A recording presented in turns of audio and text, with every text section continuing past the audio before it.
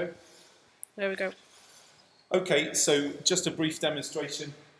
Aseptic drying off procedure, very important if we're putting antibiotic in or sealant. So the correct approach to administration of dry cow therapy, important to minimise the risk of new infection at the time of drying off, which can be quite common. So you notice we're doing it in the parlour after milking, very, very clean surroundings. It's a separate task, so there's no clipping tails or anything like that at the same time, or trimming feet. We need to do this separately. First thing we're going to do is apply a pre-dip. Pre-dip, very, very important because surgical spirit doesn't kill all pathogens, particularly spore-forming bacteria. So very important to get the pre-dip on. Good contact time, so at least 30 seconds. Chatted to Matthew about the cows. The cow at the front here, one of her last cell counts in the last 3 recordings is above 200,000, and she's had clinical mastitis in the front right, so we're going to administer antibiotic dry cow therapy in combination with sealant. The cow behind, the last 3 somatic cell counts, all below 200,000 cells, well below 200,000 cells in this case. No history of clinical mastitis in the last 3 months either, so we're happy to administer a sealant on its own. Matthew, if I can just ask you to grab a bit of towel and do you mind giving them a wipe for me? Is that all right? So we administered the pre-dip with a good contact time, and then I've got cotton wool and surgical spirit. Don't use the pledges that come with the tubes. I'm afraid they're not generally good enough.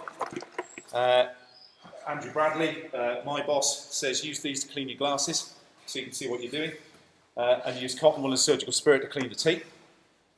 So cotton wool, surgical spirit, you can get a lump of cotton wool in a bucket with a lid, grab a hunk of cotton wool, not wringing wet, and then what we're going to do is clean the teats furthest away, first of all, scrub the barrel of the teat and the teat end, and then I'm just going to flip the swab over, scrub the barrel of the other furthest teat and the teat end,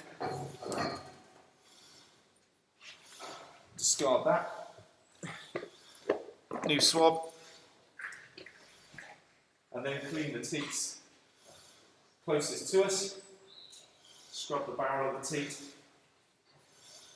and then the teat end, turn the swab over. Hardly anything coming off on the swab, which is what we want, so we want to be presented with a clean teat before we start disinfecting. Barrel of the teat and the teat end. Look at that. So this cow is going to have antibiotic first of all.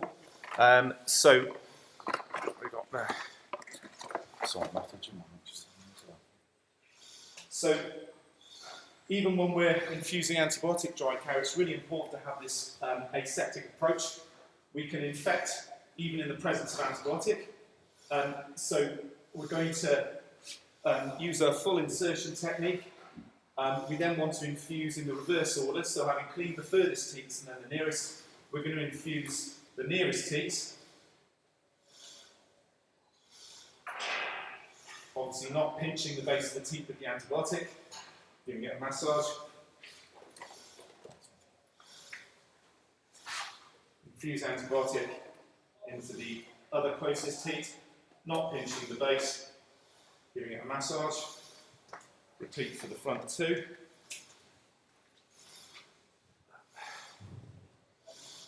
Some element of hyperkeratosis in this cow at the teat end, and that is associated with an increased risk of new infection. But important to realise that antibiotic can't mitigate that. So irrespective of whether you use antibiotic or not, hyperkeratosis is a risk. So we've administered the antibiotic to all 4. I'm just going to get a clean swab. Just going to re-scrub the teat ends.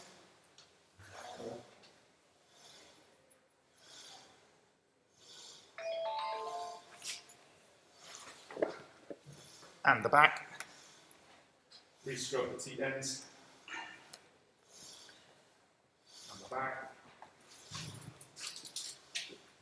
And now we'll administer the sealant. Reverse order again. This time, of course, we do want to pinch the base of the teat quite firmly.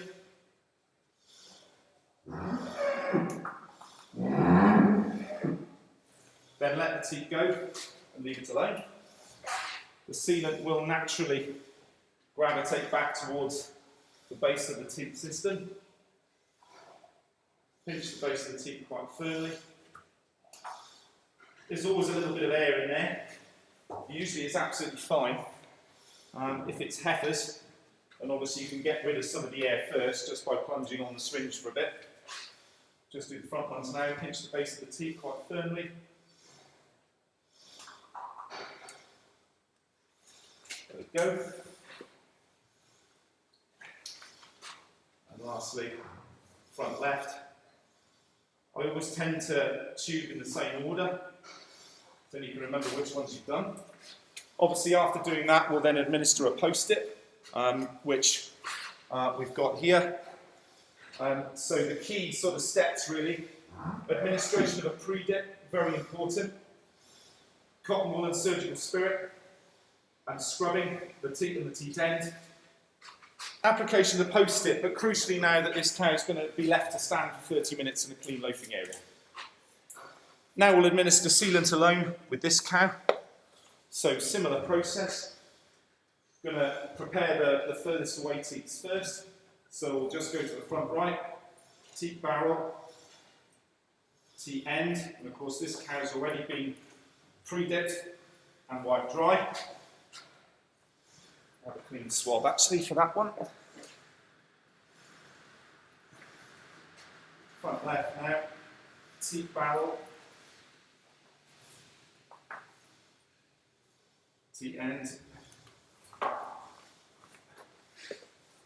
Now prep the teat closest to us. Scrubbing the teat barrel. And then the teat end.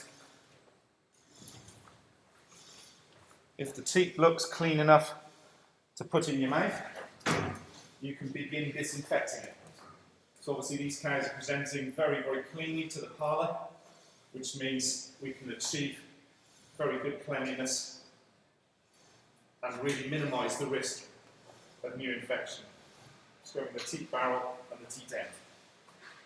But now we're ready to just put sealant in on its own.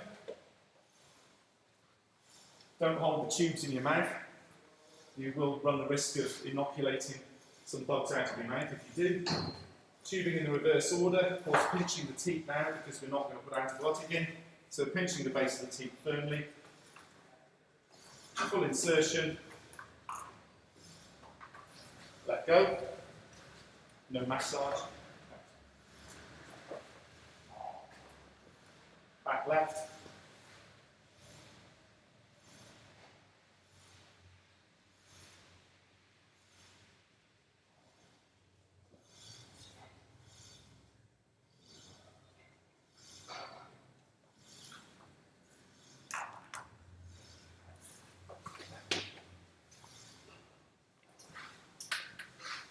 Front right now.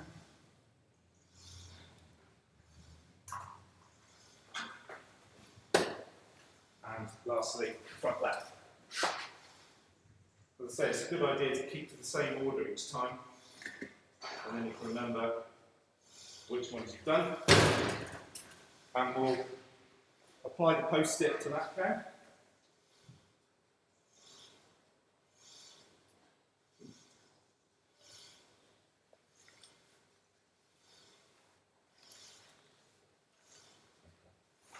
And she'll be left to stand for 30 minutes as well. And those are the key steps to minimise risk of new infection at drying off. Okay.